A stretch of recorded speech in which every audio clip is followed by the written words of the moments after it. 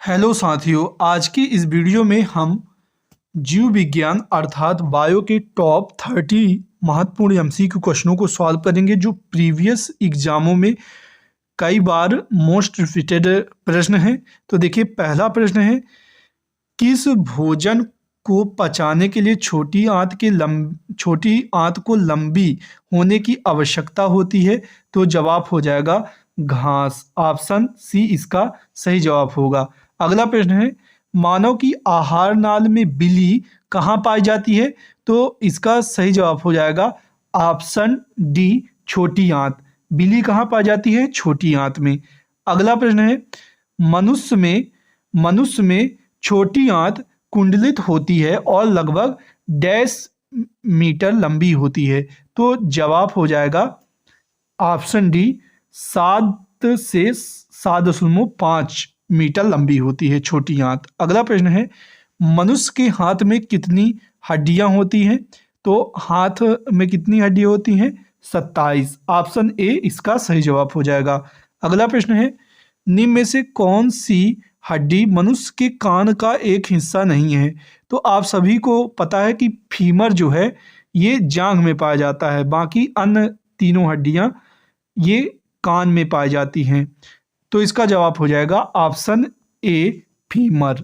Femur कहाँ की हड्डी है? जांघ की हड्डी है। अगला प्रश्न है, एक समान वयस्क मानव शरीर में लगभग 25 ग्राम मैग्नीशियम होता है। कितने ग्राम? 25 ग्राम। ऑप्शन डी इसका सही जवाब हो जाएगा।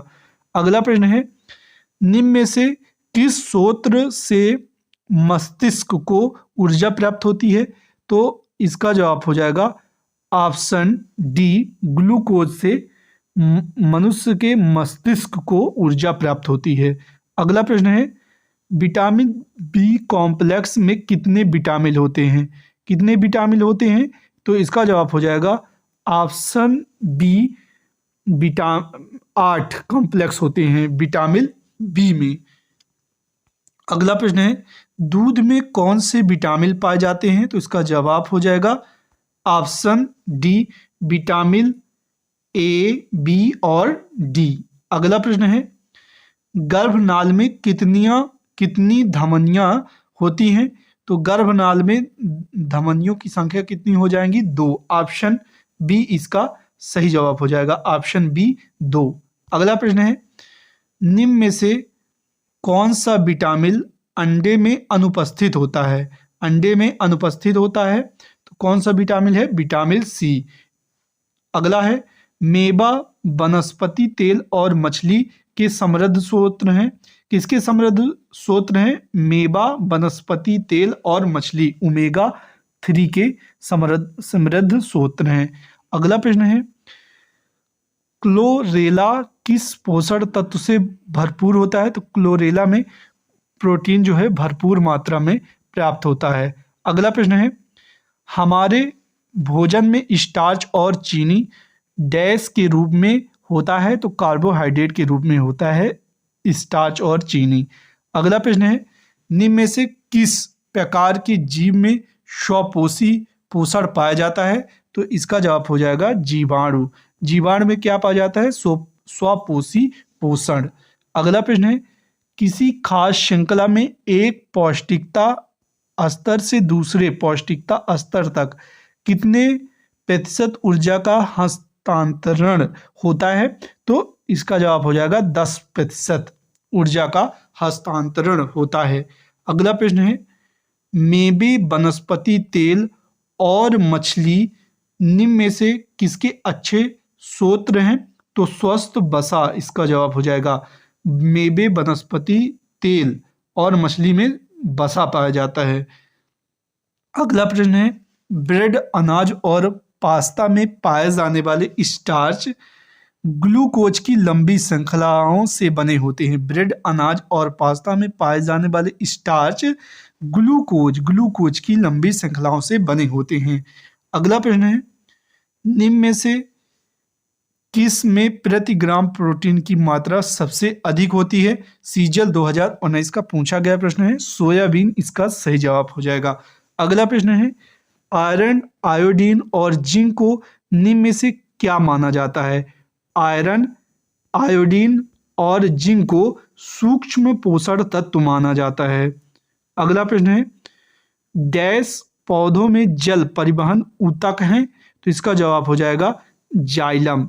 जाइलम जो है पौधों में जल परिवहन ऊतक हैं, मतलब पौधों के प्रत्येक भाग में जल पहुंचाने का काम कौन करता है? जाइलम।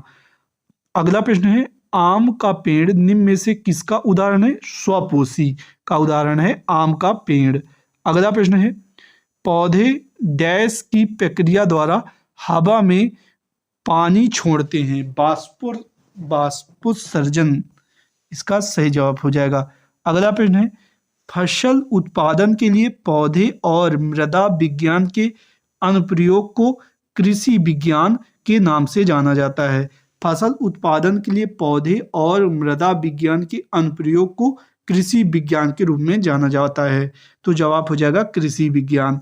अगला प्रश्न है, फूल के बीच में मौजूद पीली डस्ट को क्या कहा जाता है? तो इसका जवाब हो जाएगा पराग कहा जाता है। सीजल 2020 में पूछा गया प्रश्न है। अगला प्रश्न है, पुष्प के अंतरतम भाग को क्या कहते हैं? तो स्त्री केसर कहा जाता है पुष्प के अंतरतम भाग को। अगला प्रश्न है, निम्न में से कौन सा महिलाओं के प्राथमिक यौन अंग है? तो जवाब हो जाएगा अंडाशय। अगला है, हाइड्रा में किस प्रकार का प्रजनन होता है? मुकुलन प्रकार का प्रजनन होता है हाइड्रा में। अगला प्रश्न है, एक तितली के रूपांतरण का तीसरा चरण कौन सा है?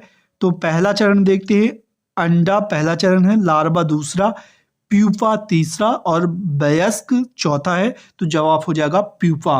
अगला प्रश्न है, ल्यूकेमिया डैश का कैंसर है? तो ल्यूकेमिया रक्त का कैंसर है। अगला प्रश्न और इस वीडियो का आखिरी प्रश्न है। अगला प्रश्न है, एंथ्रेक्स रोग किसके कारण होता है? तो ये जो है जीवाणुओं के कारण होता है एंथ्रेक्स रोग। आई होप यह वीडियो आपको पसंद आया होगा।